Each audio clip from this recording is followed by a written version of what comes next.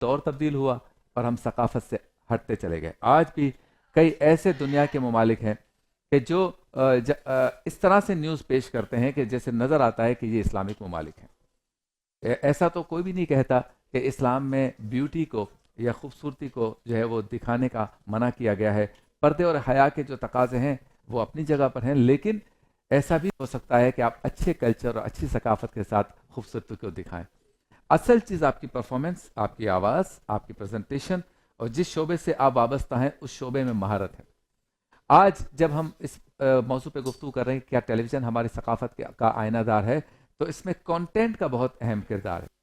آج ہمارے جملے زومانی ہو گئے، آج ہمارے لباس عجیب ہو گئے، آج ڈراموں میں جس طرح کے رشتے دکھائے جاتے ہیں، جس طرح کے معاشقے دکھائے جاتے ہیں، وہ دیکھ کر بھی شرم آتی ہے، سن کے بھی شرم آتی ہے. اور حیرت ہوتی ہے کہ یہ تحریریں، یہ ڈرامے لکھنے والے مصنف